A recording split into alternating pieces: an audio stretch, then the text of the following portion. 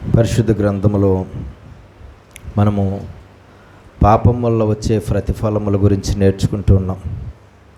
మనిషి జీవితంలో తాను చేసిన పాపానికి ఏ రకమైన ప్రతిఫలములు అనుభవించవలసి వస్తుందో బైబిల్లో ఆయా సమయాల్లో రకరకాలైన పాపములు చేసినటువంటి వారు ఏ విధంగా రకరకాలైన ప్రతిఫలాలు, రకరకాలైన శిక్షలు వారు అనుభవించారో మనం చూసి మన జీవితాల్లో మనం ఏ రకమైన పాపము లేకుండా జీవించి ఏ చెడ్డ ప్రతిఫలాన్ని మనం పొందుకోకుండా దేవుని యొక్క ఆశీర్వాదాలకు నిత్యము వారసులంగా ఉండి ఎప్పుడూ దేవుని చేత మంచి ప్రతిఫలాన్ని పొందుతూ సమాధాన స్థితిని మనము అనుభవించాలి. చూడండి, పరిశుద్ధ గ్రంథంలో మనం చూద్దాం. 12వ అధ్యాయం సంఖ్యాకాండము 12వ అధ్యాయం 1-2 వచనాలు మనం చదువుదాం. సంఖ్యాకాండం 12వ అధ్యాయం 1-2 వచనాలు.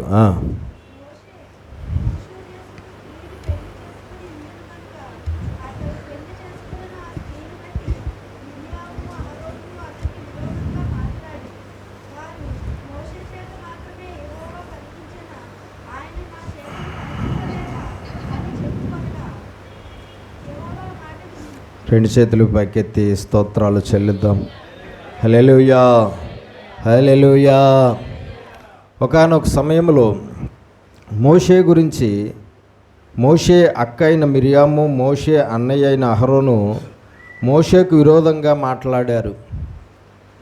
దేవుడి చేత ఏర్పాటు చేయబడినటువంటి నాయకుడిగా ఉన్నటువంటి మోషేకు విరోధంగా మాట్లాడిన వారు ప్రజలే కాదు, అతని రక్త సంబంధికులు కూడా ఒకానొక సమయంలో అతనికి విరోధంగా మాట్లాడారు.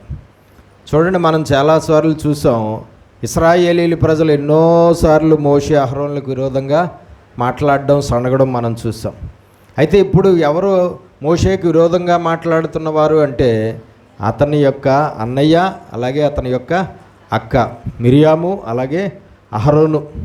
అయితే మోషేకు విరోధంగా అన్నయ్య, అక్క మాట్లాడిన మాటలు వారి దృష్టికి ఎలాగా ఎంచబడ్డాయి? దేవుని దృష్టిలో పాపముగా ఎంచబడ్డాయి. మోషేకు విరోధంగా మాట్లాడిన మాటలు వారికి పాపంగా ఎంచబడ్డాయి. మోషేకు విరోధంగా మాట్లాడిన మాటలను దేవుడు పాపపు మాటలుగా నిర్ణయించాడు.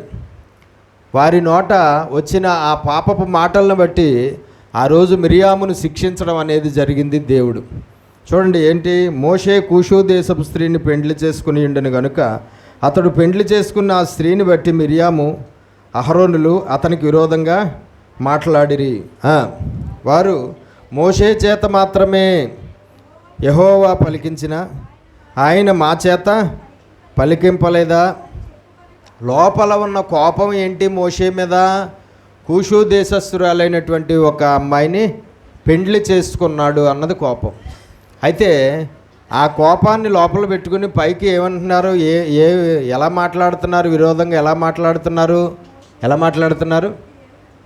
దేవుడు మోషే చేతే పలికించిన మా చేత పలికించలేదా?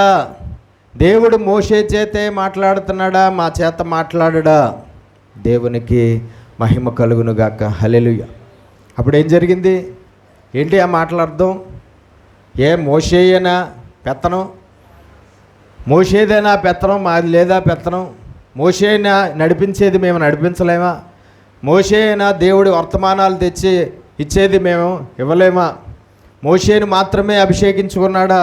మమ్మల్ని అభిషేకించుకోలేదా? నేను మోషే అక్కని నన్ను దేవుడు అభిషేకించుకున్నాడు. నేను మోషే యొక్క అన్నయ్యని నన్ను అభిషేకించుకున్నాడు. అంటే ఏమొచ్చింది అక్కడ? వాళ్ళిద్దరికీ ఏమొచ్చింది? పైకి మా కనబడుతున్నది వేరు, పెళ్ళి గురించి. కానీ లోపల ఏమొచ్చింది? మోషే వారి మీద నాయకుడిగా ఉండడంతో, మోషే వారి మీద అధికారిగా ఉండడంతో, మోషే వారి మీద దేవుడి యొక్క అప్పగించిన పని అంతా కూడా నెరవేర్చడంతో ఆ నాయకత్వాన్ని మేము కూడా చేయొచ్చు, ఆ నాయకత్వం మాకు కూడా దేవుడు అప్పగించాడు, మేము కూడా మీ అందరి మీద అధికారం కలిగిన వారమే, లేదంటే మేము కూడా మీ అందరి మీద నాయకులమే. దేవునికి స్తోత్రం. అసూయ వచ్చేసింది, ఒక రకమైన స్వార్థం వచ్చింది, ఒక రకమైన కుళ్ళు వచ్చింది, ఒక రకమైనటువంటి చెడ్డ ఆలోచన వచ్చింది. మనిషి యొక్క పాపం ఫస్ట్ ఎక్కడ ప్రారంభమవుతుంది? హృదయములో. మనిషి జీవితంలో జరిగే పాపం మొట్టమొదటిగా ఎక్కడ అది మొలకెత్తుతుంది అంటే హృదయములో మొలకెత్తుతుంది. హృదయములో మొలకెత్తి అది బయటికి వస్తుంది. హృదయం నిండిన దాన్ని బట్టి నోరు మాట్లాడు. హృదయంలో ఉన్నదాన్ని బట్టి చేష్టలు ఉంటాయి. హృదయంలో ఉన్నదాన్ని బట్టి మాటలు, హృదయంలో ఉన్నదాన్ని బట్టి చేష్టలు, హృదయంలో ఉన్నదాన్ని బట్టి క్రియలు కనబడుతూ ఉంటాయి. కాబట్టి ఫస్ట్ హృదయములో పాపం అనేది రాకుండా మనం చూసుకోవాలి. హృదయంలో పాపం ప్రవేశించకుండా మనం జాగ్రత్త పడాలి. హృదయములో పాపము ఏ మాత్రము కూడా ప్రవేశించకుండా మనం చాలా జాగ్రత్తగా మనము ఇది అవ్వాలి. దేవునికి మహిమ కలుగునుగాక. హల్లెలూయా. రెండు చేతులు పైకి స్తోత్రాలు చెల్లిద్దాం. హల్లెలూయా, హల్లెలూయా. కాబట్టి మనం తెలుసుకోవాల్సింది ఏంటంటే అక్కడ తర్వాత చదవండి.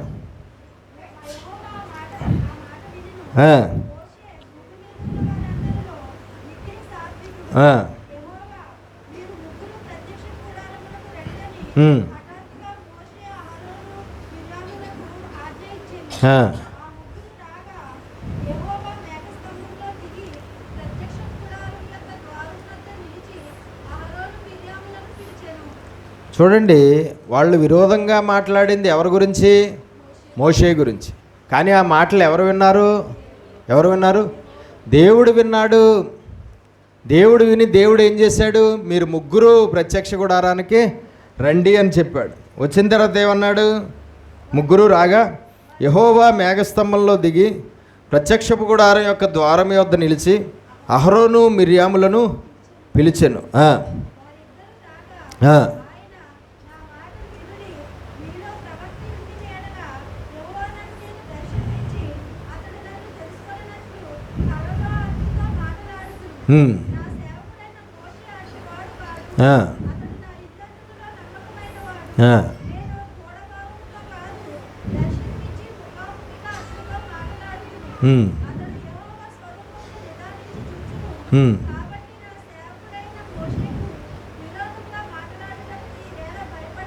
నా సేవకుడైన మోషేకు విరోధంగా మాట్లాడుటకు మీరు ఎలా భయపడలేదు అనెను. దేవునికి స్తోత్రం. నా సేవకుడైన మోషేకు విరోధంగా మాట్లాడడానికి మీరు ఎందుకు భయపడలేదు? మీరు నా సేవకుడైన మోషేకు విరోధంగా మాట్లాడిన మాటలు నేను విన్నాను. నా సేవకుడైన మోషేకు మీ మాటలను బట్టి బాధ కలిగిందో లేదో కానీ నాకు మాత్రం చాలా కోపం వచ్చింది మీ మీద. మీరు ఏ మాత్రము కూడా నా సేవకుడైన మోషే గురించి అలా విరోధంగా మాట్లాడడానికి వీల్లేదు. ఏమొచ్చింది? వారి మీద కోపం వచ్చింది. దేవునికి స్తోత్రం కలుగునుగాక. చూడండి, దేవుని చేత అభిషేకించబడినటువంటి వారు చాలా దేవుడి దగ్గర ఒక ప్రత్యేకమైన స్థానాన్ని కలిగి ఉంటారు. దేవుడు ఎవరినైతే అభిషేకించుకున్నాడో ఒక ప్రత్యేకమైన పని నిమిత్తము వారు దేవుడి దగ్గర చాలా ప్రాముఖ్యమైన స్థానాన్ని కలిగి ఉంటారు. వారికి దేవుడు ఎప్పుడూ సమీపంగా ఉంటాడు. వారిని దేవుడు ఎన్నడూ విడిచిపెట్టడు. వారి చుట్టూ దేవుడు కంచి వేస్తాడు.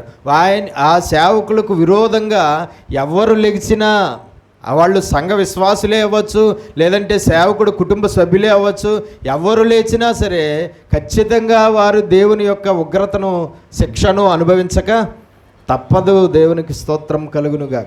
వీళ్ళు అనుకున్నారు, నా తమ్ముడే కదా, మా తమ్ముడే కదా అన్నట్టుగా అనుకున్నారు. చూడండి, సేవకుడు అనబడినటువంటి వాడి కుటుంబం ఉంటుంది.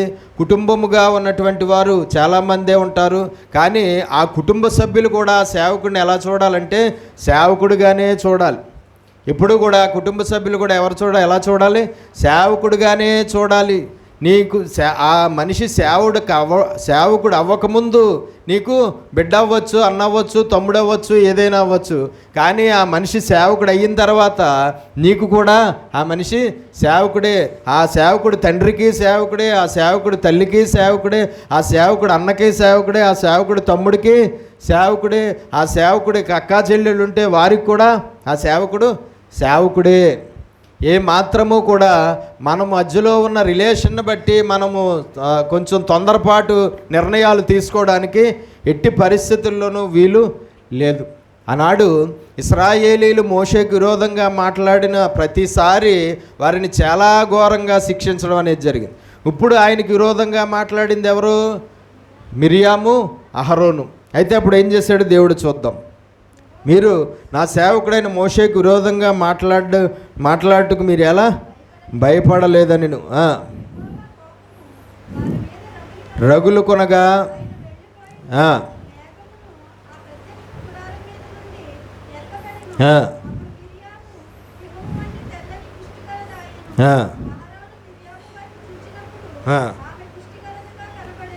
రెండు చేతులు పైకేసి స్తోత్రాలు చెల్లిద్దాం.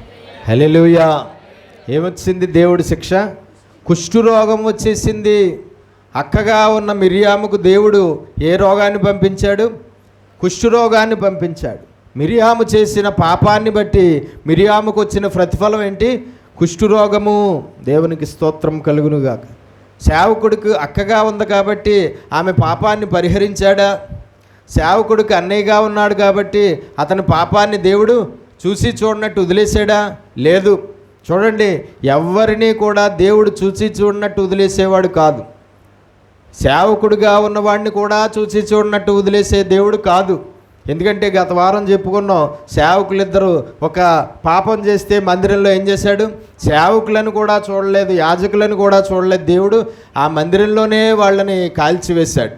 కాబట్టి ఎవరు పాపము చేసినా వారిని ఆ పాపాన్ని బట్టి శిక్షించడం అనేదే దేవుడు చేస్తాడు తప్ప ఏ మాత్రము కూడా చూసి చూడనట్టు వదిలేయడం అనే పని ఆయన చెయ్యడు.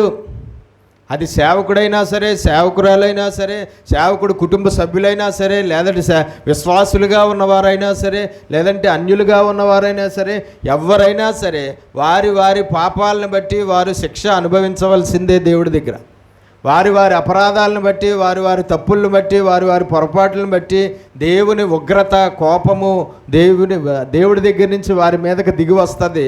ఖచ్చితంగా దాన్ని ప్రజలు ఫేస్ చేయవలసిందే. దేవునికి స్తోత్రం. కాబట్టి ఏమొచ్చింది? కుష్ఠరోగం వచ్చింది. ఆమె చేసిన పాపానికి, వారు చేసిన పాపానికి దేవుడు వెంటనే ఏ శిక్ష పంపించాడు? కుష్ఠరోగాన్ని పంపించి వేశాడు. దేవునికి స్తోత్రం కలుగునుగా. స్పాట్లో ఆవిడ కుష్ఠరోగం బారిన పడ్డది. దేవునికి మహిమ కలుగునుగాక. హల్లెలూయా. కాబట్టి మనం తెలుసుకోవాల్సింది ఏంటంటే, ఏ రకమైన పాపము, ఒకవేళ సేవకులకు విరోధంగా మాట్లాడి పాపము చేస్తున్నామేమో మనం చాలా జాగ్రత్తగా చూసుకోవాలి. ఎన్నో రకాల పాపాలు ఉంటాయి, ఎన్నో రకాల పాపాలు. ఆ పాపాల్లో ఒక రకమైన పాపం ఏంటి? సేవకులకు విరోధంగా మాట్లాడి పాపం చేస్తున్నామేమో, సేవకులకు విరోధంగా సణిగి పాపం చేస్తున్నామేమో, సేవకులకు విరోధంగా దుష్ప్రచారం చేసి పాపం చేస్తున్నాము, సేవకుల మీద అబద్ధాలు చెప్పి పాపం చేస్తున్నాము, సేవకుల మీద నిందలు మోపి పాపం చేస్తున్నాము, సేవకుల మీద తిరుగుబాటు చేసి పాపం చేస్తున్నాము, సేవకుల్ని వ్యతిరేకించి పాపం చేస్తున్నాము, సేవకుల నోట వస్తున్న దేవుని వాక్యాన్ని తప్పుపట్టి అపార్థం చేసుకుని పాపము చేస్తున్నామేమో. చాలా జాగ్రత్తగా మనము చూసుకోవాల్సిన అవసరం. అది మన దృష్టికి పాపంగా ఒకవేళ కనబడకపోవచ్చు. ఆ మాటలు, ఆ చేష్టలు, ఆ క్రియలు ఒకవేళ మనకు పాపంగా కనబడకపోవచ్చు, కానీ దేవుడికి కనబడతాయి. చూడండి, వీళ్ళు విరోధంగా మాట్లాడిన మాటలు ఎవరు విన్నారు? దేవుడు విన్నాడు. సేవకుడికి విరోధంగా ఎవరు లేచినా వారు దేవుడికి కనబడతారు. సేవకులకు విరోధంగా ఎవరు మాట్లాడినా వారు దేవుడికి కనబడతారు. సేవకులకు విరోధంగా, వ్యతిరేకంగా ఎవరు ఎలా ప్రవర్తించినా వారు దేవుడికి కనబడతారు. వారు దేవుని యొక్క కోపానికి గురవుతారు. వారు సేవకుడి యొక్క కుటుంబ సభ్యులైనా సరే, సేవకుల యొక్క కుటుంబ సభ్యులైనా సరే వారు ఖచ్చితంగా దేవుని శిక్షను అనుభవించవలసిందే. దేవునికి స్తోత్రం. మిరియాముకి ఏమొచ్చిందట? కుష్ఠరోగం వచ్చిందా? చదవండి.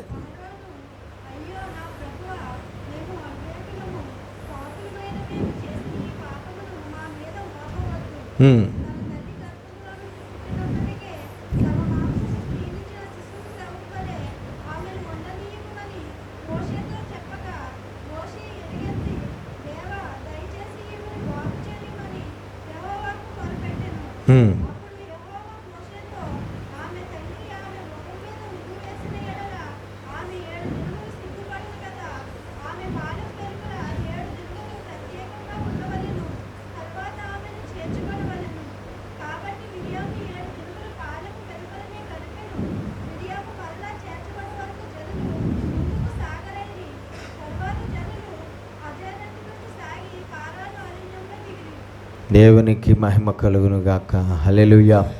కాబట్టి మళ్ళా మోషే ప్రార్థన చేస్తేనే తప్ప ఏం రాలేదు, ఆ కుష్ఠరోగం నుంచి స్వస్థత రాలేదు. దేవునికి స్తోత్రం కలుగునుగా. చూడండి, సేవకులకు తీర్పు తీర్చే అధికారం మనకు లేదు. అసలు నీ పొరుగువాడికే తీర్పు తీర్చొద్దు, నీ పొరుగువాడి గురించే మాట్లాడొద్దు, నీ పొరుగువాడి గురించే ఏ విమర్శ చెయ్యొద్దు, ఇలాంటివన్నీ కనబడ్డాయి.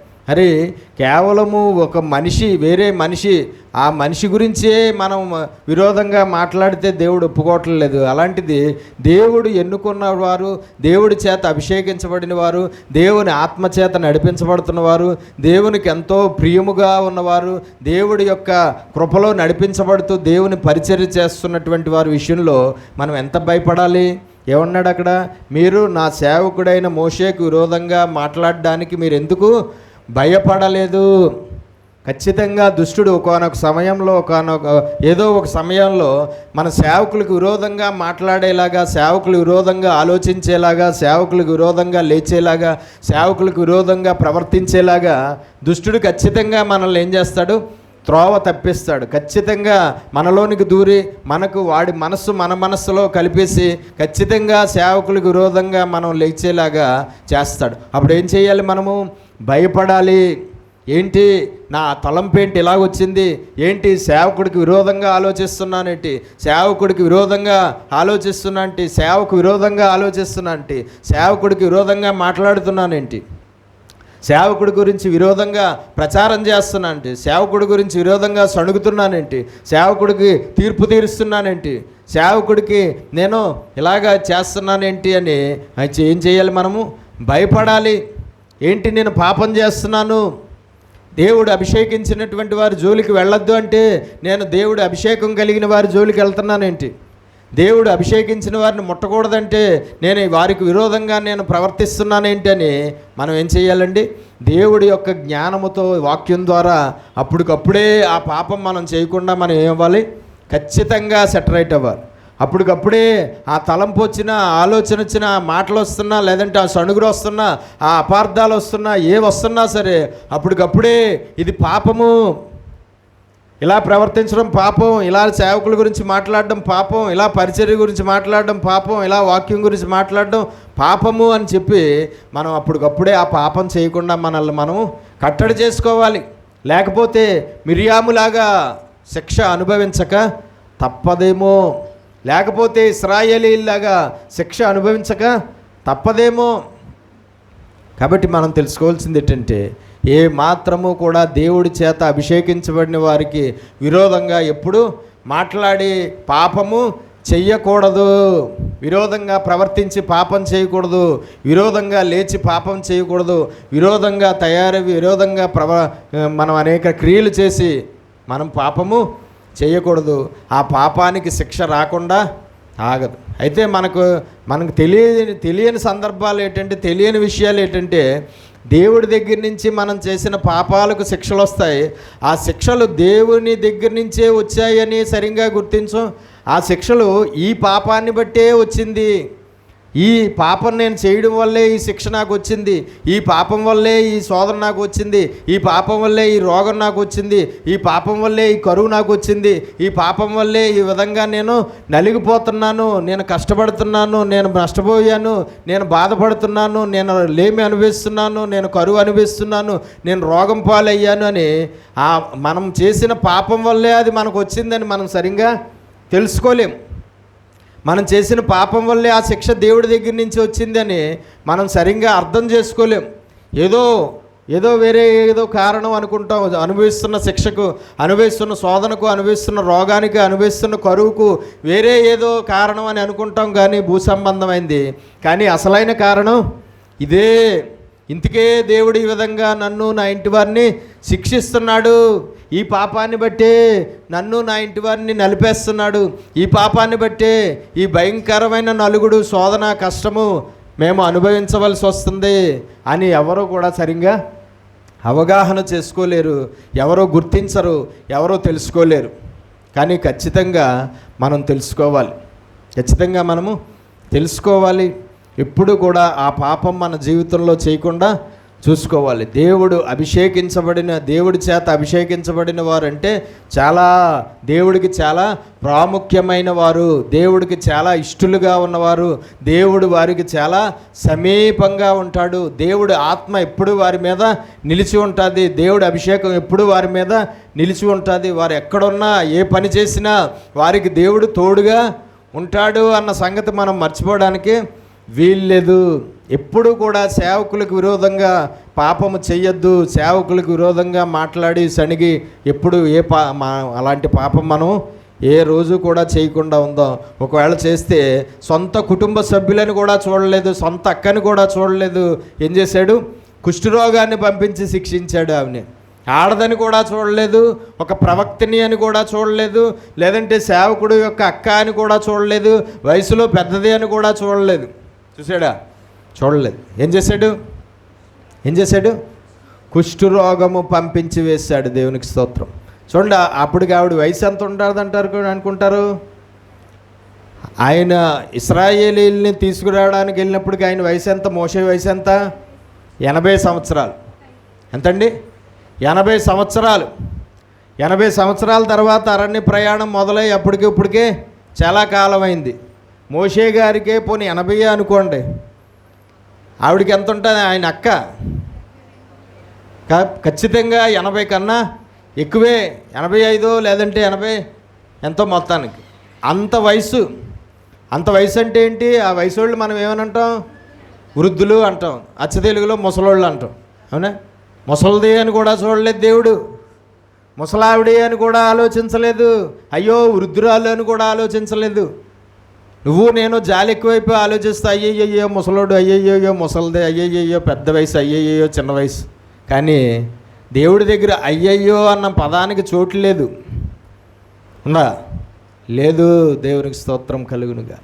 కాబట్టి మనం తెలుసుకోవాల్సింది ఏంటంటే, అంత పెద్ద వయసు ఆవిడ, అంత ప్రవక్తిని ఏమనుంది మరి? మిరియాము గురించి ఏమని ఉంటుంది?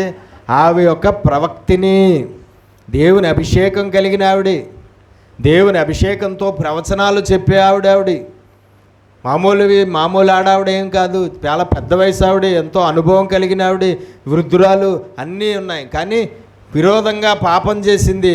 ఆ పాపానికి శిక్ష అనుభవించక తప్పలేదు. ఆ పాపానికి ఆవిడ శిక్ష అనుభవించక తప్పలేదు. ఆ పాపానికి దేవుడు ఏ శిక్ష పంపించాడు? మళ్ళీ మామూలుదా? కుష్ఠరోగం అండి. ఏ రోగం? కుష్ఠరోగం. భయంకరమైన వ్యాధి అది, మనకు తెలుసు కదా. అతి భయంకరమైన రోగం కుష్ఠరోగం. ఆ కుష్ఠరోగం వస్తే ఇశ్రాయేల్లో కట్టడేంటి? అసలు జనాల మధ్యలో వాళ్ళు ఉంచడానికి వీల్లేదు, పాళెం బయటే ఉండాలి. ఎన్ని రోజులు ఉంది పాళెం బయట? ఒక ప్రవక్తిని 7 రోజులు పాళెం బయట ఉండవలసి వచ్చింది. ఒక సేవకురాలు, ఒక అభిషిక్తురాలు, ఒక గొప్ప ప్రవక్తిని ఎన్ని రోజులు ఉండవలసి వచ్చింది? కుష్ఠరోగంతో బయట 7 రోజుల పాటు బయట పాళెం వెలుపల ఉండవలసి వచ్చిందే. అవసరమా? అలాంటి పాపాలు మనకు అవసరమా? అలాంటి శిక్షలు మనకు అవసరమా? చూడండి, పాపం చేసేటప్పుడు భయం వేయదు అస్సలు. పాపం చేసేటప్పుడు భయం వేస్తుందా? ఏ పాపమైనా, ఈ పాపమే కాదు, ఏ పాపమైనా సరే పాపం చేసేటప్పుడు భయం వేస్తుందా? అస్సలే భయం వేయదు. కానీ పాపానికి దేవుడి దగ్గర నుంచి శిక్ష వచ్చిన తర్వాత అది అనుభవించేటప్పుడు ఏమొస్తుంది? అప్పుడు బాధ వస్తుంది. ఏదొస్తుందండి? బాధ, దుఃఖము, భయము అన్నీ వస్తాయి. కానీ మళ్ళా అవి ఎప్పుడు పోవాలన్నది ఇంక మన చేతుల్లో లేదు. ఎప్పుడు పోవాలన్నది దేవుడి చేతుల్లోనే ఉంది.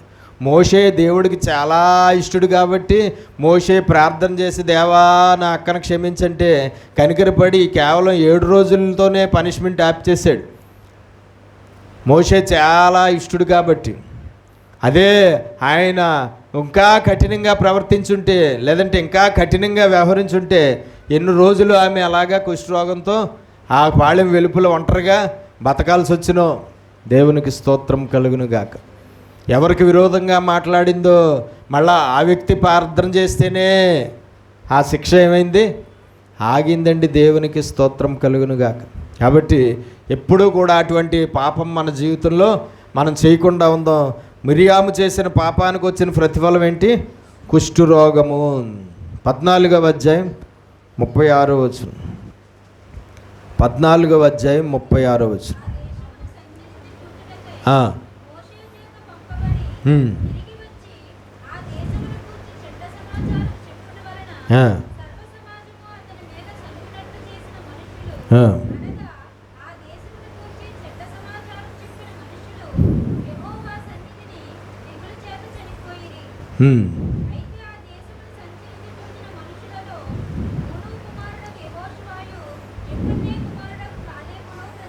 రెండు చేతులు పైకి స్తోత్రాలు చెల్లిద్దాం. హల్లెలూయా, హల్లెలూయా. చదవబడిన లేఖనాల్లో తెగులు చేత చచ్చిపోయిన వారు ఎవరని మనకు అర్థమైంది? ఎవరు? తెగులు చేత చచ్చిపోయిన వారు ఎవరు? వేగు చూచి వచ్చిన వారు ఎవరు? చదవండి ఒకసారి మళ్ళా. ఆ దేశమును సంచరించి చూచుటకై మోషే చేత పంపబడి తిరిగి వచ్చి ఆ దేశమును గూర్చి చెడ్డ సమాచారం చెప్పుట వలన సర్వ సమాజము అతని మీద సనుగునట్లు చేసిన మనుష్యులు, అనగా ఆ దేశమును గూర్చి చెడ్డ సమాచారం చెప్పిన మనుషులు యెహోవా సన్నిధిని తెగులు చేత చనిపోయిరి. రెండు చేతులు పైకి స్తోత్రాలు చెల్లి. హల్లెలూయా. ఆ మనుషులు ఎంతమందో మనకు తెలుసు. ఎంతమంది? 10 మంది. వేగు చూడడానికి మోషే పంపించింది ఎంతమందిని? 12 మందిని. ఒక్కొక్క గోత్రానికి ఒక్కొక్క మనిషిని చొప్పున 12 గోత్రాలకి 12 మంది మనుషుల్ని వెళ్ళి కనాను దేశాన్ని పరిశీలించి రండి అని చెప్పాడు. వెళ్ళారు. వెళ్ళిన తర్వాత 10 మంది రిపోర్ట్ ఒకలాగా ఉంది, 2 రిపోర్టు ఒకలాగా ఉంది. ఆ 10 మంది ఏమన్నారు? అబ్బెబ్బెబ్బే, ఆ దేశాన్ని మనం స్వాధీనం చేసుకోవడం మన వల్ల కాదు. వాళ్ళు చాలా ఉన్నతమైన దేహం కలిగిన వారు. వాళ్ళ శరీరం, వాళ్ళ బలం, వాళ్ళ కండ, వాళ్ళ పుష్టి చాలా గొప్ప. వాళ్ళ ముందు మనం ఎలాగున్నాం? మిడతల్లాగా ఉన్నాం. కాళ్ళతో చొక్కు చంపేస్తారు. ఎట్టి పరిస్థితుల్లోనూ వాళ్ళని జయించడం మన వల్ల కాదు. ఆ దేశాన్ని మనం స్వాధీనం చేసుకోలేము, వారిని మనం ఓడించలేము. వాళ్ళ బలం, వాళ్ళ శక్తి చాలా ఎక్కువ. ఎట్టి పరిస్థితుల్లోనూ మనం ఆ దేశాన్ని జయించలేము అని సమాచారం చెప్తే ఆ 10 మంది ఇచ్చిన రిపోర్ట్ని బట్టి జనాలు లెగిసిపోయారు. అప్పుడే జనాలు లెగిసిపోయి జనాలు సణుగుడు మొదలెట్టేశారు. ఇదిగో ఐగుప్తు దేశం నుంచి మమ్మల్ని చంపడానికే తీసుకొచ్చావా? కనాను దేశంలోకి నడిపిస్తానని చెప్పి మమ్మల్ని కనాను వెళ్ళకుండానే దారిలోనే చచ్చిపోయేలాగా మమ్మల్ని ఇలా తీసుకొచ్చావా? ఆ దేశాన్ని మనం స్వాధీనం చేసుకోలేమంట. వాళ్ళు చాలా ఎక్కువ మంది అంట, వాళ్ళు చాలా బలమైన వాళ్ళు అంట, వాళ్ళని మనం ఓడించలేమంట. అయితే ఇంక వాళ్ళ చేతుల్లో చచ్చిపోవడమే, మన ప్రాణాలు వాళ్ళ చేతుల్లో పోగొట్టుకోవడమే. ఎవరికి ప్రాణాలతో బతికుండే అవకాశం లేనే లేదు. ఈ 10 మంది చెప్పిన రిపోర్ట్ని బట్టి జనాలు లెగిసిపోయారు. కానీ యెహోషువ కాలేబు మాత్రం లేదు లేదు, ఖచ్చితంగా ఆ దేశాన్ని మనం స్వాధీనం చేసుకుంటాం. దేవుడు మన యందు ఆనందించిన యెడల ఖచ్చితంగా ఆ దేశం మనదవుతుంది. మన దేవుడు మనకు తోడుగా ఉన్నాడు. మన దేవుడు మనకు ఆ దేశాన్ని ఇస్తాడు. వారిని ఓడించవచ్చు. వారి బలం మన దేవుడు బలం ముందు వాళ్ళ బలం ఎందుకు పనిచేయదు అని చెప్తే ఆ మాటలో ఏం పనిచేయలేదు. పనిచేసేయా? ఆ మాటలే మాత్రము కూడా పనిచేయలేదు. కాబట్టి వాళ్ళు అవిశ్వాసంతో, దేవుడి మీద నమ్మకం లేకుండా, దేవుడి శక్తిని, దేవుడి బలాన్ని సరిగ్గా అంచనా వేయకుండా వాళ్ళు ఒక చెడ్డ సమాచారం తెస్తే ఆ సమాచారం యొక్క ప్రభావం ప్రజల్లో చాలా గట్టిగా పనిచేసింది. వెంటనే ప్రజల్లో తిరుగుబాటు చేయడం మొదలెట్టారు. వెంటనే మోషే అహరోను మీద పడిపోయారు. వెంటనే దేవుడి మీద పడిపోయారు. వెంటనే వాళ్ళు చాలా సణిగి చాలా తప్పుడు మాటలు మాట్లాడారు. వాళ్ళందరినీ అలాగా విశ్వాసాన్ని పాడు చేసినందుకు, వాళ్ళందరూ అలాగా చెలరేగిపోయేలాగా మాట్లాడినందుకు దేవుడు తర్వాత ఏం చేశాడు? ఆ 10 మందిని తెగులు చేత హతమార్చాడు. ఆ 10 మందికి ఏమొచ్చిందంట? తెగులు వచ్చింది. ఆ 10 మంది చచ్చిపోయారు. కానీ మంచి రిపోర్ట్ ఇచ్చినటువంటి వారు మాత్రం బతికే ఉన్నారు. ఏంటండి? బతికే ఉన్నారు. ఇప్పుడు వీళ్ళు చేసిన పాపం ఏంటో చెప్పండి.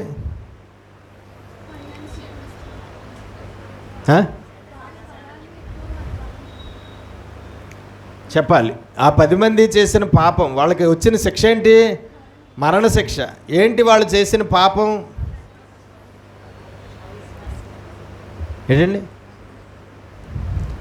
చెప్పగలరా ఎవరైనా?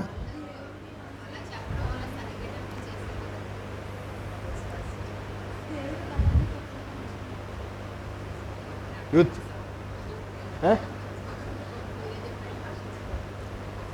పెద్దోళ్ళకి ఏది మాకు మా వంక చూస్తారేంటి, మాస్టర్ గారు అని చూస్తున్నారు వాళ్ళు. వాళ్ళే శనిగేస్తున్నారు ఊరికని. చిన్నగా షార్ట్ కట్లో చెప్పగలరా? షార్ట్ కట్లో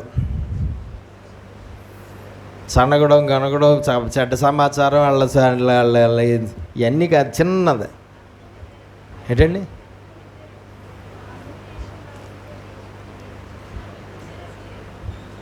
నేను చెప్పనా? అవిశ్వాసం. చెప్పారా? ఎవరు చెప్పారు? వినబడలేదు నాకైతే. ఏంటండి? అవిశ్వాసము. వాళ్ళు చేసిన పాపం ఏంటి? అవిశ్వాసం. అవిశ్వాసమే అక్కడ కదా. అవిశ్వాసంతోనే వాళ్ళు శత్రువుల యొక్క బలాన్ని చాలా ఎక్కువగా చూశారు. విశ్వాసం దేవుడి మీద ఉంటే వాళ్ళ బలం చాలా తక్కువగా ఉన్నట్టు వీళ్ళకి కనబడును. కానీ వీళ్ళలో అవిశ్వాసం బలంగా పనిచేయడం వల్ల బయట అవతలోళ్ళ బలం చాలా ఎక్కువగా అనింది. చూడండి, అవిశ్వాసం అతి ఘోరమైన పాపం. అన్ని పాపాల్లోకి అతి చెడ్డ పాపం, చాలా ఘోరమైన పాపం. వెంటనే శిక్ష మనకి ఖచ్చితంగా వచ్చేసే పాపం ఏది అంటే అవిశ్వాసము. దేవునికి స్తోత్రం కలుగునుగా. దేవుడి మీద విశ్వాసం ఉంచిన ఇద్దరు ఉన్నారు. వాళ్ళలాగా వీళ్ళు ఉన్నారా? వాళ్ళిద్దరూ అలా ఆ సమాచారం ఇవ్వడానికి కారణం ఏంటి? విశ్వాసం. వాళ్ళిద్దరూ కూడా అబ్బెబ్బే ఖచ్చితంగా ఆ దేశాన్ని మనం స్వాధీనం చేసుకుంటాం, మన దేవుడు ఖచ్చితంగా ఆ దేశాన్ని మనకి ఇస్తాడు, ఖచ్చితంగా వాళ్ళ మీద మనం విజయం సాధిస్తాం, ఖచ్చితంగా మన దేవుడు మనకి తోడుగా ఉన్నాడు అని విశ్వాసం కలిగి వీళ్ళున్నారు. కానీ వాళ్ళు ఆ విశ్వాసం కలిగి లేరు, అవిశ్వాసం కలిగి ఉన్నారు. దేవుడి శక్తిని, దేవుడి బలాన్ని విశ్వాసంతో అంచనా వేయలేకపోయారు. దేవుడు వాగ్దానాలని విశ్వాసంతో జ్ఞాపకం చెప్పుకోలేకపోయారు. దేవుడు ఏమన్నాడు? ఖచ్చితంగా అబ్రహాముతో, ఇస్సాకుతో, యాకోబుతో చేసిన వాగ్దానం ఏంటి? కనాను దేశాన్ని మీకు స్వాస్యముగా ఇస్తాను అన్నాడు. అన్నాడంటే ఖచ్చితంగా అందులోకి వెళ్తారనే కదా అర్థం. ఖచ్చితంగా వీళ్ళు వెళ్తారనే కదా గ్రహించాలి. కానీ వాళ్ళు కాబట్టి మనం తెలుసుకోవాల్సింది ఏంటంటే వాళ్ళు ఆ విధంగా చెడ్డ సమాచారం, అవిశ్వాసముతో, వాళ్ళు అవిశ్వాసపు మనస్సుతో వాళ్ళు చెడ్డ సమాచారం ఇచ్చి ప్రజలందరూ కూడా చాలా తిరుగుబాటు దేవుడి మీద, సేవకుల మీద చేసేలాగా వాళ్ళు అక్కడ ప్రవర్తించారు. కాబట్టి వాళ్ళు చేసింది దేవుడి దృష్టికి ఎలాగ ఎంచబడింది? పాపముగా ఎంచబడింది. వాళ్ళు చేసిన పని పాపంగా ఎంచబడింది. వాళ్ళ అవిశ్వాసం పాపంగా ఎంచబడింది. వాళ్ళు ఇచ్చిన రిపోర్టు పాపంగా ఎంచబడింది. వాళ్ళు చెప్పిన మాటలు పాపంగా ఎంచబడ్డాయి. వాళ్ళ జనాలందరినీ రేపడం పాపంగా ఎంచబడింది. ఆ పాపానికి దేవుడు వాళ్ళకి పంపించిన ప్రతిఫలం ఏంటి? మరణశిక్ష. ఇప్పుడు వరకు మనం చూసిన ప్రతిఫలాల్లో ఏది ఎక్కువగా కనబడిందండి? ఏది? ఇప్పుడు వరకు మనం చూసిన ప్రతిఫలాల్లో ఎక్కువగా ఏది వచ్చింది? అందరికీ ఎక్కువ మరణము. ఎక్కువ దేవునికి స్తోత్రం. జాగ్రత్త. ఒళ్ళు దగ్గర పెట్టుకుని మనం జీవించకపోతే మన ఆయుష్కాలాన్ని దేవుడు కుదించేస్తాడు. మన ఆయుష్కాలాన్ని కుదించేసి మనకున్నటువంటి ఆయుష్కాలాన్ని దేవుడు క్లోజ్ చేసేస్తాడు. దేవుని దృష్టికి, దేవునికి విరోధమైన పాపాలు మన జీవితాల్లో ఉంటే హఠాత్తుగా ఎన్నిసార్లు గద్దించినను లోబడిన వాడు మరి తిరుగు లేకుండా హఠాత్తుగా నాశనమగును అని రాయబడింది కదా. కాబట్టి మనం తెలుసుకోవాల్సింది ఏంటంటే దేవుడి దగ్గర నుంచి వచ్చే శిక్షల్లో చాలా పెద్ద శిక్ష, చాలా ఎక్కువగా అమలయ్యే శిక్ష ఇది మరణము. దేవుడి దగ్గర నుంచి మనం దేవుడి వలన దేవుడి దగ్గర నుంచి మన పాపాలను బట్టి మనం పొందే ప్రతిఫలాల్లో చాలా ప్రాముఖ్యమైన పెద్ద ప్రతిఫలం ఏది అంటే మరణమే. దాన్ని దేవుడు పంపించాడంటే దాన్ని ఇంకా ఆపడానికి ఎవరికి అధికారము లేదు. దేవుడు ఇంక వాడి పాపాన్ని బట్టి వాడికి మరణాన్ని డిక్లేర్ చేశాడంటే వాడిని కాపాడడం ఇంకా భూమి మీద ఉన్న మనుషుల్లో ఎవరికీ సాధ్యం కాదు. అవుతుందా? ఎవరికైనా సాధ్యం? ఏ ఒక్కరికి సాధ్యం కాదు. ఇంకా ఎంతమంది సేవకులు ప్రార్థన చేసినా మరణం ఆగదు, ఎంతమంది విశ్వాసులు ప్రార్థన చేసినా ఆగదు, ఆ కుటుంబ సభ్యులు ఎంత ఏడ్చి ప్రార్థన చేసినా మరణము ఆగదు. ఇంకా దేవుడు డిక్లేర్ అయిపోయాడంటే ఒకవేళ ఆగాలంటే మళ్ళీ ఆయనే ఆపాలి తప్ప, ఆయనే మళ్ళా మరణాన్ని పంపించాలని డిక్లేర్ అయిపోయిన ఆయనే మళ్ళా మరణాన్ని పంపించకుండా ఆయన అంతటా ఆయనే ఆగాలేమో తప్ప ఇంక ఎవ్వరూ ఆ మరణాన్ని ఆపలేరు, ఎవ్వరూ ఆ శిక్షను ఆపలేరు, ఎవ్వరూ ఆయన దగ్గర నుంచి వచ్చిన శిక్ష నుంచి విడిపించలేరు, ఆయన దగ్గర నుంచి వచ్చిన శిక్ష నుంచి ఎవ్వరూ ఎవరిని కాపాడలేరు. అది ఎవరికీ సాధ్యము కాదు. కాబట్టి మనం తెలుసుకోవాల్సింది ఏంటంటే ఏ మాత్రము కూడా అలాంటి పాపాలు మన జీవితాల్లో చేయడానికి వీల్లేదు. విశ్వాసముతో మనం ఉండాలి. అవిశ్వాసం అనే పాపం మనలో ప్రవేశించడానికి వీల్లేదు. అవిశ్వాసం అనే పాపము అవిశ్వాసపు మాటలు పలికిస్తుంది, అవిశ్వాసపు ఆలోచనలు వచ్చేలా చేస్తుంది, అవిశ్వాసపు క్రియలు మన ద్వారా జరిగేలాగా చేస్తుంది. ఎట్టి పరిస్థితుల్లోనూ కూడా మనం దేవుడి యందు మనం విశ్వాసం లేని వారిగా ఉండకూడదు, లేదంటే దేవుడి యందు ఉంచిన విశ్వాసం తక్కువ అయిపోయిన వారిగా ఉండకూడదు, లేదంటే దేవుడి శక్తిని మనం తక్కువ అంచనా వేసి పాపం చేయకూడదు, దేవుడి బలాన్ని తక్కువ అంచనా వేసి పాపం చేయకూడదు. ఎట్టి పరిస్థితుల్లోనూ కూడా మన దేవుడు చాలా గొప్ప దేవుడని, మన దేవుడు చాలా బలమైన వాడని, మన దేవుడు చాలా ప్రతిదీ చేయగలిగిన సమర్థుడని మనము తెలుసుకోవాలి తప్ప ఏ మాత్రము కూడా మనము అలాగ ప్రవర్తించడానికి వీల్లేదు. దేవునికి స్తోత్రం కలుగును గాక. కాబట్టి వారు చేసిన పాపం ఏంటి? కాబట్టి ఏమయ్యారు? వాళ్ళకు వచ్చిన ప్రతిఫలం ఏంటండి? మరణశిక్ష వాళ్ళకి దేవుడి దగ్గర నుంచి రావడం జరిగింది. చూడండి 26 నుంచి చదువుదాం ఒకసారి.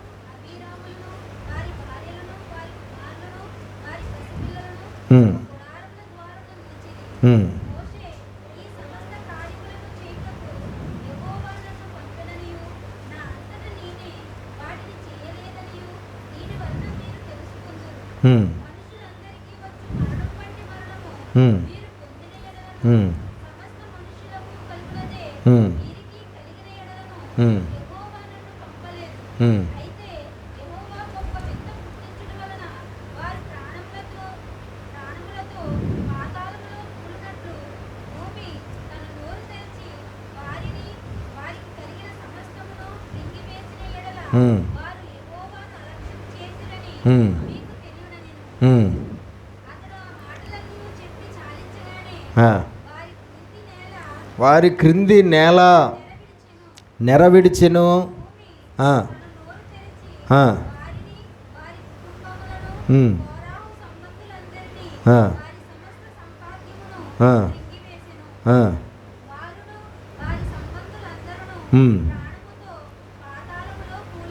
పాతాళంలో కూలిరి, భూమి వారిని మింగివేసెను,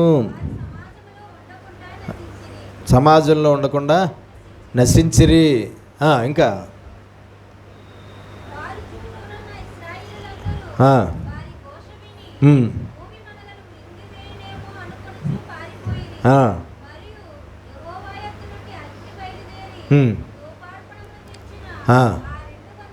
250 మంది కాల్చివేసెను.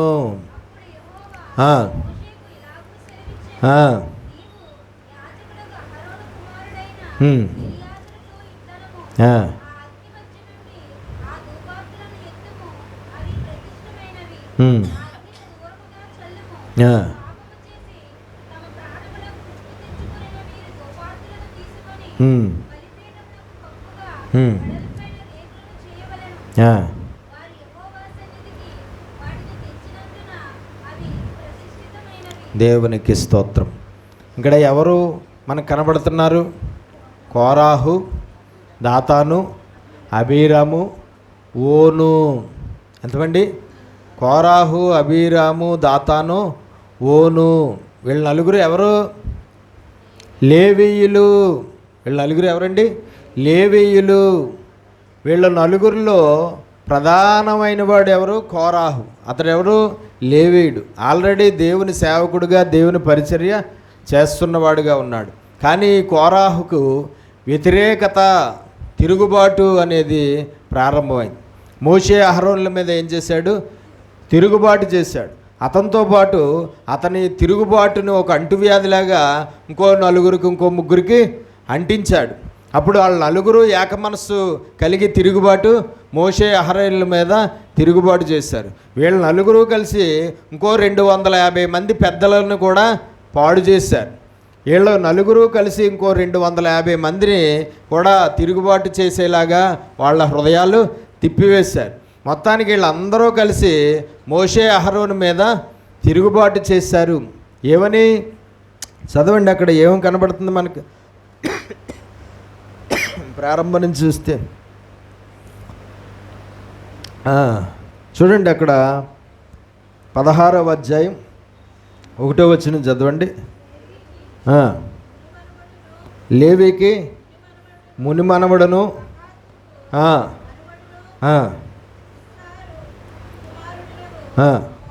కోరాహు,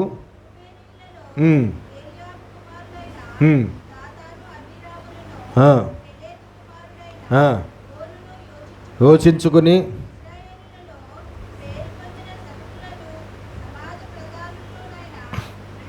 250 మందితో మోషేకు ఎదురుగా లేచి మోషే అహరోనులకు విరోధంగా పోగుబడి, మీతో మాకిక పని లేదు. మోషే, అహరోను, మీతో మాకింక పని లేదు. ఇప్పుడు వరకు మీరు చేసిన పెత్తనం చాలు, ఇప్పుడు వరకు మీరు చేసిన న్యాయకత్వం చాలు, ఇప్పుడు వరకు మీరు చేసిన యాజకత్వం చాలు, ఇక మీతో మాకు పని లేదు.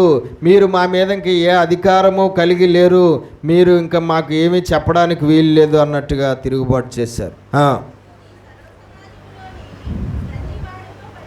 మీరే కాదు పరిశుద్ధులు, ఈ సమాజంలో ఉన్న ప్రజలందరూ పరిశుద్ధులే, మేమందరము పరిశుద్ధులమే ఉన్నాడు. యెహోవా సంఘమైన ఈ ఇశ్రాయేలీయుల మీద మిమ్మల్ని మీరు ఎలా హెచ్చించుకుంటున్నారు? మీకు ఈ అధికారం ఎవరిచ్చారు? ఈ మనుషులందరి మీద మీకు అధికారం ఎవరిచ్చారు? ఈ మనుషుల మీద నాయకత్వం చేసే అధికారం ఎవరిచ్చారు? మీరు యాజకత్వం చేయడానికి మీకు అధికారం ఎవరిచ్చారు?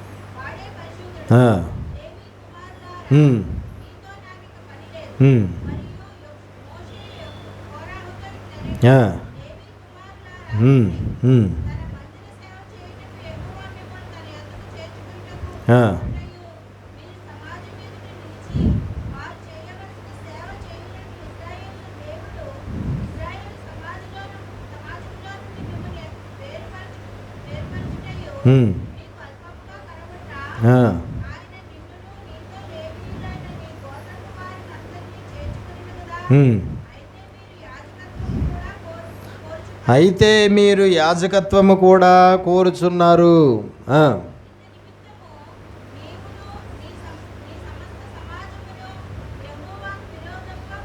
యెహోవాకు విరోధంగా పోగయ్యారు. యాజకత్వం కోరి యాజకత్వం చెయ్యాలన్న తలంపుతో మీరు యెహోవాకు విరోధంగా మా మీద పోగయ్యారు.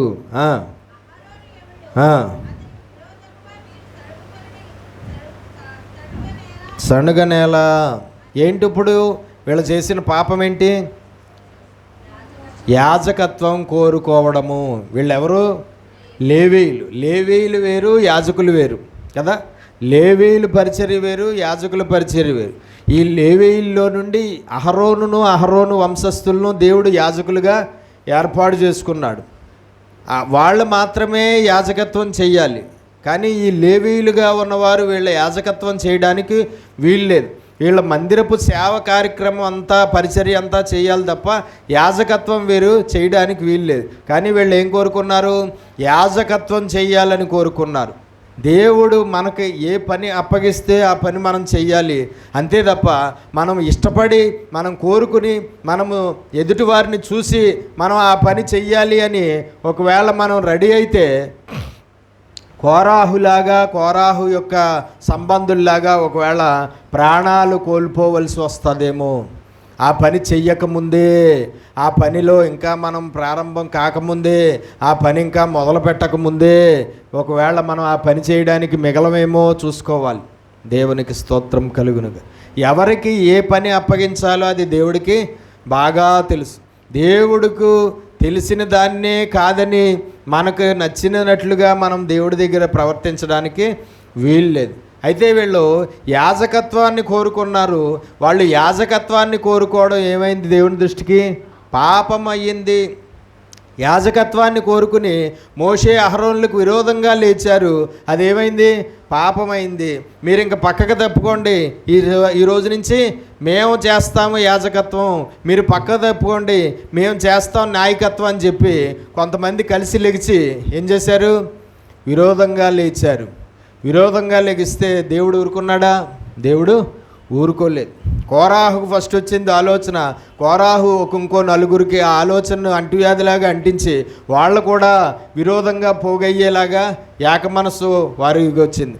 ఈ నలుగురు కలిసి ఇంకో 250 మంది పెద్దల్ని వాళ్ళనే పాడు చేసి వాళ్ళు కూడా సేవకుల మీద విరోధంగా లేచేలాగా వాళ్ళు కూడా వాళ్ళని త్రోవ తప్పించారు. మొత్తం 250 మంది వాళ్ళు, ఇక్కడ నలుగురు కుటుంబ సభ్యులు. ఇక్కడ ఎంతమంది? 4 ప్రధాన వ్యక్తులు, వాళ్ళ కుటుంబాలు. మొత్తం వీళ్ళందరూ కలిసి మోషే అహరోనులకు విరోధంగా లేచారు. దేన్ని కోరుకుని? యాజకత్వాన్ని కోరుకుని. అది దేవుని దృష్టికి ఏమైంది? పాపముగా ఎంచబడింది. దేవుని దృష్టికి ఏమైంది? పాపముగా ఎంచబడింది. పాపముగా ఎంచబడితే ఖచ్చితంగా దానికి దేవుడి దగ్గర నుంచి ఏమొస్తుంది? శిక్ష రావాల్సిందే. ఏదైనా ఒక పని పాపంగా దేవుడి దృష్టిలో ఎంచబడింది అంటే ఖచ్చితంగా నువ్వు వద్దనుకున్నా, నువ్వు ఆపాలనుకున్నా, నువ్వు రాకూడదనుకున్నా ఖచ్చితంగా ఆ పాపానికి శిక్ష దేవుడి దగ్గర నుంచి వచ్చి తీరాల్సిందే. మనకి ఎవరికైనా సరే దాన్ని ఆపడం మన చేతుల్లో లేదు. కాబట్టి వెంటనే దేవుడి కోపం రగులుకుంది. దేవుడి కోపం వెంటనే చాలా భయంకరంగా రగులుకుంది. దేవుడు ఆజ్ఞాపించాడు. ఇదిగో చదవండి, ఇందాక మనం చదివాం కదా, అక్కడి నుంచి చదవండి, 30 నుంచి చదవండి.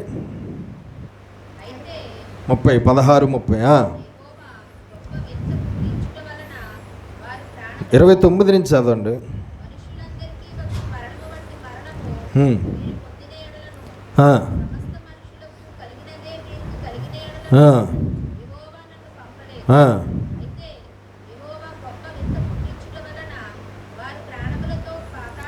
ప్రాణములతో పాతాళములో కూలినట్లు నోరు తెరచి మృంగివేసిన ఎడల తెలియనను చాలించగానే వారి క్రింది నేల నెరవిడిచెను.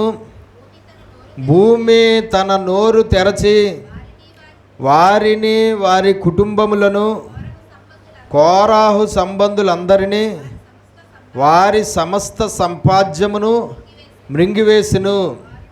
వారును వారి సంబంధులందరూ ప్రాణముతో పాతాళములో కూలిరి. భూమి వారిని మృంగివేసెను. వారు సమాజములో ఉండకుండా నశించిరి. 2 చేతులు పైకి స్తోత్రాలు చెల్లింది. హల్లెలూయా. ఏం చేశాడట దేవుడు? ఈ నాలుగు కుటుంబ సభ్యులు, ఈ నలుగురికి ఉన్నటువంటి ఆస్తిపాస్తులు, ఈ నలుగురికి ఉన్న మందలు అన్నిటినీ కూడా దేవుడు ఏం చేశాడట, వారు ఎక్కడైతే నివసిస్తున్నారో వారి కింద నేల 2 భాగాలుగా విడిపోయేలాగా చేశాడు. ప్రాణాలతోనే వాళ్ళు ఆ భూకంపంలో చిక్కుకుని ప్రాణాలతోనే ఎక్కడికి వెళ్ళిపోయారట, పాతాళంలోకి వెళ్ళిపోయారట.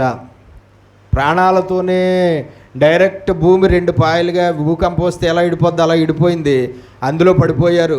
ప్రాణాలతోనే మొత్తం 4 కుటుంబ సభ్యులు అందరూ కూడా ఏమైపోయారు, చచ్చిపోయారు. దేవునికి స్తోత్రం.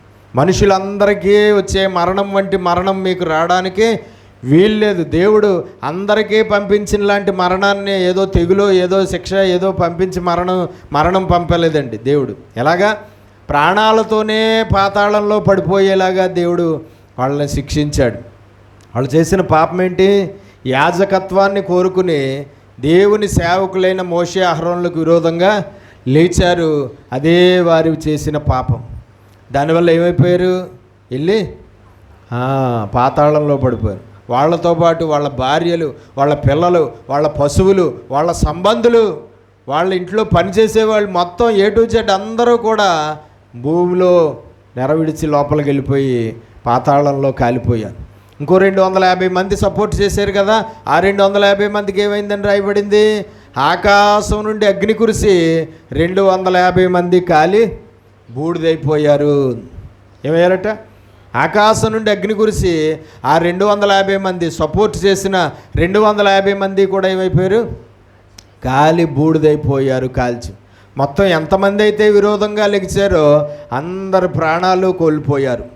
ఎవరు వారికి మరణశిక్ష పంపించింది, దేవుడు. వారు విరోధంగా లేచింది ఎవరి మీద, ఎవరి మీద, మోషే అహరోను మీద. మోషే అహరోను వల్ల వచ్చిందా మరణశిక్ష వాళ్ళకి, ఎవరి దగ్గర నుంచి వచ్చింది మరణశిక్ష. కాబట్టి ఎవరి మీదకు విరోధంగా లెగిస్తే ఎవరు రంగంలోకి దిగుతారో మనకు తెలియాలి.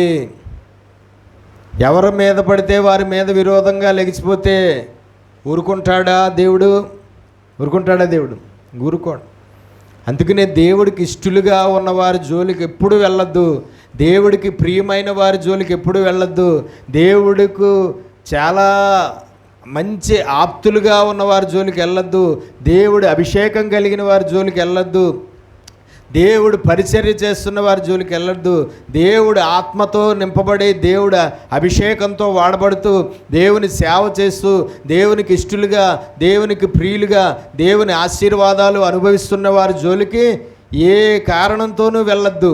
చెప్పుడు కొట్టు మాటల వల్ల వెళ్ళొద్దు, లేదంటే ఏదో అపార్థం చేసుకుని వెళ్ళొద్దు, లేదంటే వేరే దుష్ట తలంపు ఏదో హృదయంలో మొలిచి వెళ్ళొద్దు. ఏ రకంగా కూడా వెళ్ళడానికి వీల్లేదు. వీళ్ళందరూ ఎవరు, లేవీయులు. లేవీ పరిచర్య, దేవుని సేవ చేస్తున్నారు, అది సేవే కదా. యాజకత్వము సేవే, లేవీ పరిచర్య సేవే, అది సేవే ఇది సేవే. మరి ఇంకెందుకు అక్కడితో తృప్తి చెందొచ్చు కదా. అక్కడికి వీళ్ళు ఎవరి సంబంధులు, కోరాహు ఎవరి సంబంధం, కహాతు మనవడట. కహాతీయులు అంటే ఎవరు, మందసాన్ని భుజాల మీద మోసేవారు. మిగతా లేవీల్లో కూడా ఈ కహాతీయులది చాలా ఉన్నతమైన పోస్టు. ఏంటి, మందసాన్ని వారు మాత్రమే మోయాలి, ఇంకెవరో మోయడానికి వీల్లేదు. దేవుని మందసాన్ని మోస్తున్న పరిచర్య చేస్తున్నావు కదా, సరిపెట్టుకోవచ్చు కదా. దాంతో దేవుడు అప్పగించిన ఆ పరిచర్యతో ఆనందించవచ్చు కదా, దేవుడు అప్పగించిన ఆ పరిచర్యతో సంతృప్తి చెందొచ్చు కదా. దేవుడు అప్పగించిన పరిచర్య చేస్తున్నావు కదా, చక్కగా బలంగా వాడుకుంటున్నావు కదా, బలంగా దేవుడు వాడుకుంటున్నాడు, చక్కగా మందసాన్ని భుజాల మీద మోస్తున్నారు. అంతకన్నా గొప్ప సంతోషం ఏముంది అసలు. మందసం అంటే దేవుడి సన్నిధి, దాన్ని డైరెక్ట్గా భుజాల మీద మోసే అధికారం మీకే ఉంది. దాన్ని ఇంతకీ మోసే అహరోన్లు కూడా మోయకూడదు, మొయ్యచ్చా. మోసే అహరోన్లు కూడా మొయ్యాలన్నా మోయడానికి దేవుడు ఒప్పుకోడు. ఎవరు మొయ్యాలి, వీళ్ళే మొయ్యాలి. ఈ కోరాహ గారు మోస్తున్నాడు, కహాతుకు మనవడు కాబట్టి మోస్తున్నాడు. మరి నీకు మోషే అహరోను కన్నా గొప్పదే దొరికింది కదా నీకు. వాళ్ళు కూడా మొయ్యాలన్నా మొయ్యలేరు, దాన్ని మొయ్యడానికి అనుమతి లేదు. కానీ నీకు అనుమతి ఉంది, నువ్వు మోస్తున్నావు, దేవుని మందసాన్ని భుజాల మీద మోస్తున్నావు, చక్కగా తృప్తి చెందొచ్చు కదా. కుళ్ళు వచ్చేసింది అహరోను మీద, కుళ్ళు వచ్చేసింది. మోషే అహరోను మీద వచ్చింది కుళ్ళు, అసూయ వచ్చేసింది. వీళ్ళ పెత్తనం ఏంటి, బోడి పెత్తనం. మన మీద వీళ్ళ అధికారం ఏంటి, మన మీద వీళ్ళ పెత్తనం ఏంటి, మన మీద వీళ్ళ బిల్డప్ ఏంటి, అసలు మనం వీళ్ళ చెప్పడం ఏంటి, వీళ్ళ మాట మనం వినడం ఏంటి, మనం పరిశుద్ధులం కాదా, మనం సేవకులం కాదా, మనం పరిచయం చేయటం లేదా అని చెప్పి సాతాను లోపల ఒక చేదు వేరు మొలిపిస్తే కోరాహుకి ఆ చేదు వేరు అటుకెళ్ళి ఎంతమందికి చిగిరించేలాగా చేశాడు. ఆ చేదు వేరు ఒకటితో ఆగలేదు, ఒక నలుగురిలో చిగురించింది. ఆ నలుగురితోనే ఆగలేదు, ఇంకో 250 మంది, మొత్తం అందరూ కాలి బూడిదైపోయారు, ఒక్కడు కూడా మిగలలేదు. మరణశిక్ష దేవుడి దగ్గర నుంచి వచ్చింది. ఇప్పుడు వీళ్ళందరూ చేసిన పాపానికి దేవుడు పంపించిన ప్రతిఫలం ఏంటి? మరణశిక్ష. వీళ్ళందరూ చేసిన పాపానికి దేవుడిచ్చిన ప్రతిఫలం మరణం. వీళ్ళందరూ చేసిన పాపానికి అగ్ని కురిసి కాలి బూడిదైపోయాను కొంతమంది అయితే, వీళ్ళందరూ చేసిన పాపానికి భూమి 2 పాయలు అయిపోయి పాతాళంలోకి ప్రాణాలతోనే వెళ్ళిపోయి పాతాళంలో పడిపోయారు. మంచి లేవీలుగా ఉన్నవారు, మళ్ళా అద్భుతమైన పరిచర్య చేస్తున్నవారుగా ఉన్నవారు. కాబట్టి మనం తెలుసుకోవాల్సింది ఏంటంటే, ఏ సమయానికి ఎలాంటి చేదువేరు మొలుస్తుందో చాలా జాగ్రత్తగా ఉండాలి. హృదయంలోనే మొలుస్తుంది చేదువేరు. ఎక్కడ మొలుస్తుంది? హృదయంలోనే మొలుస్తుంది. అందుకనే అన్నిటికీ మూల కేంద్రం ఏది? హృదయమే. అందుకనే బైబిల్లో ఏముంది? హృదయం మోసకరమైనది, ఘోరమైన వ్యాధి గలది, అది చాలా చెడ్డది. మన హృదయం చాలా చెడ్డది. మన హృదయం మన చేత పాపాలు చేయిస్తుంది.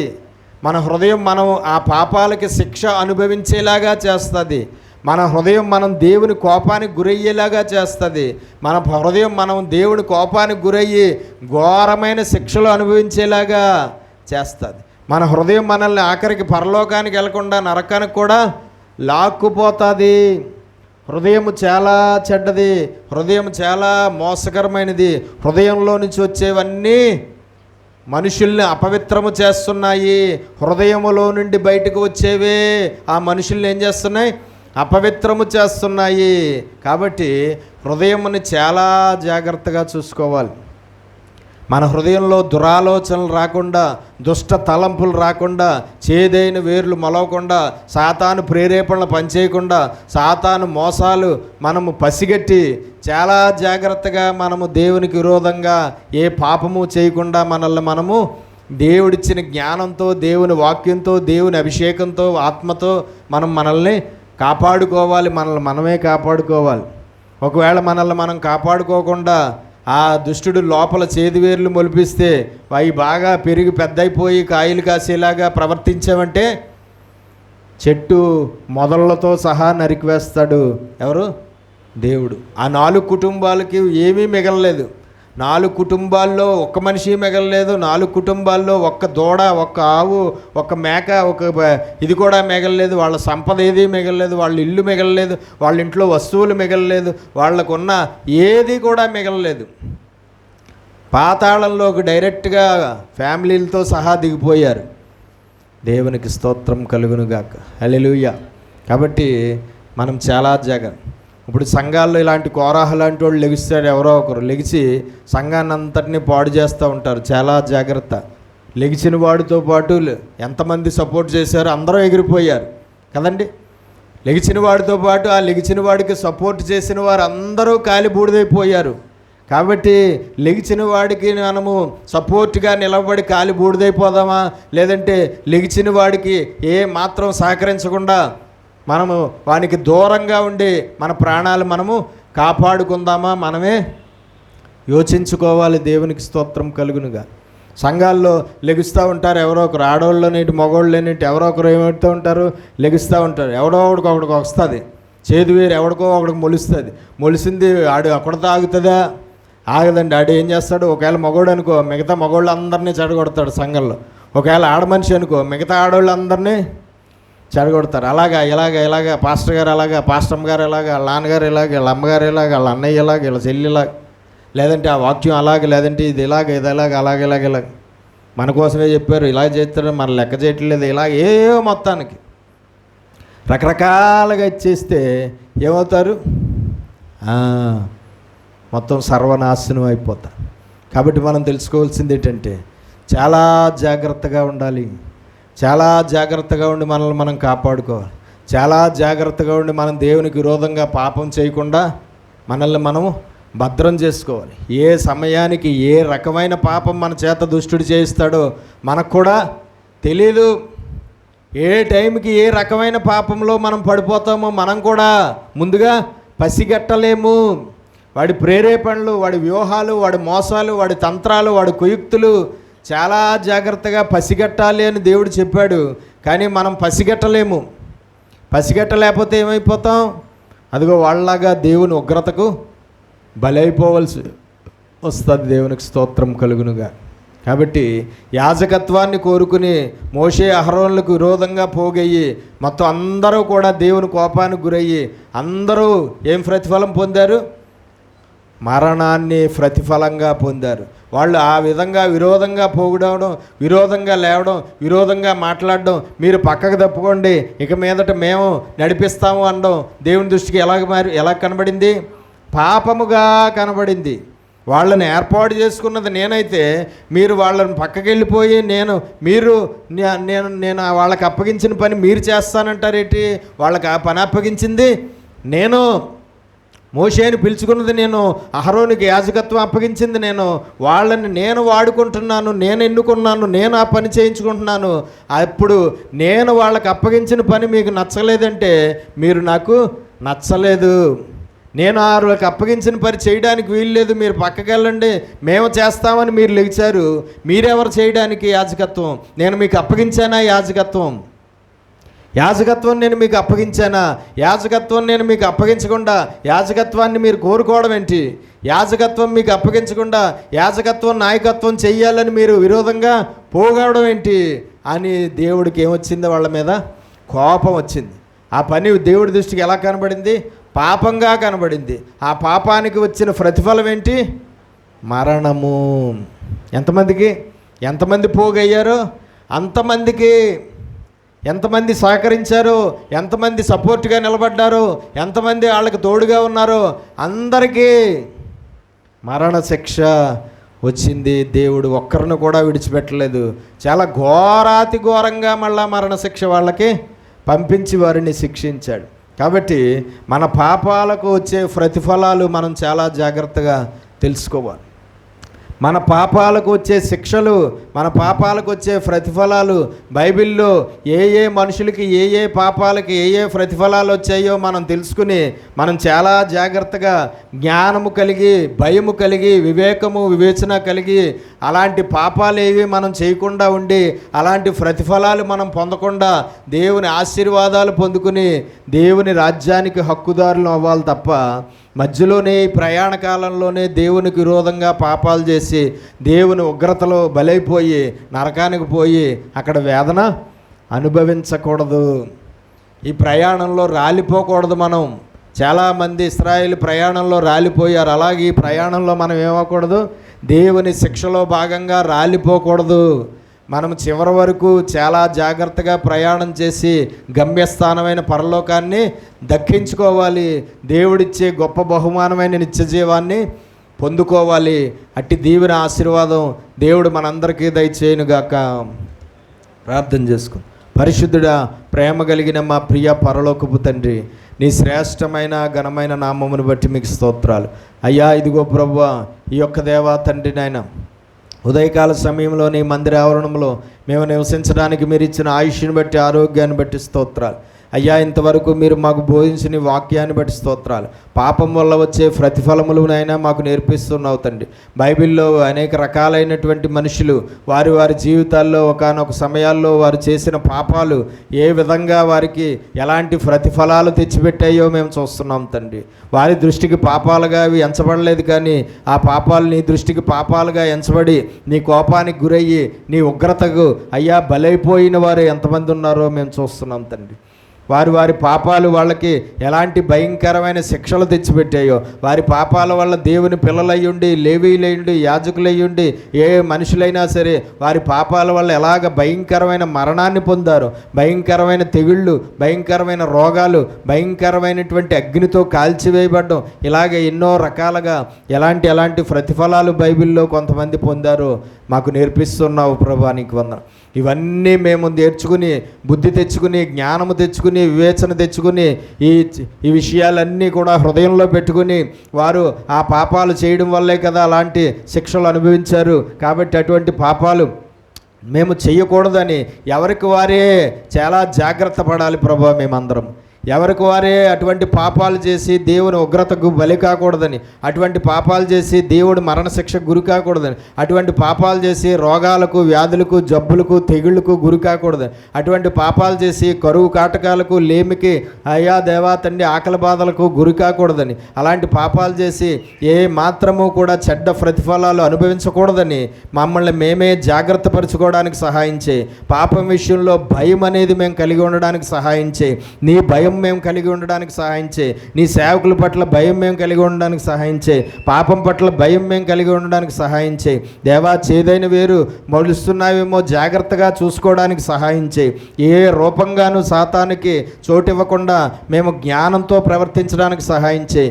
ఏ రూపంగానూ ఎప్పుడు ఏ రకమైన పాపము చేసి మేము నీ శిక్షలు అనుభవించకుండా మమ్మల్ని మేము కట్టడి చేసుకోవడానికి, మమ్మల్ని మేము భద్రం చేసుకోవడానికి మాకు సహాయం చేయి. నీ జ్ఞానము, నీ తెలివి, నీ వివేచన, నీ వివేకము మాకు దయచేయి. నీ వాక్యం పరిపూర్ణంగా నేర్చుకుని పాపం చేయకుండా జీవించడానికి సహాయం చేయి. నీ ఆత్మ ప్రేరేపణతో, నీ ఆత్మ నడిపింపుతో ఏ పాపం జోలికి వెళ్లకుండా చాలా జాగ్రత్తగా మమ్మల్ని మేము భద్రం చేసుకోవడానికి మాకు సహాయం చేయమని యేసు పరిశుద్ధ నామమున ప్రార్థన అడిగి వేడుకుంటున్నాం పరమ తండ్రి. ఆమేన్.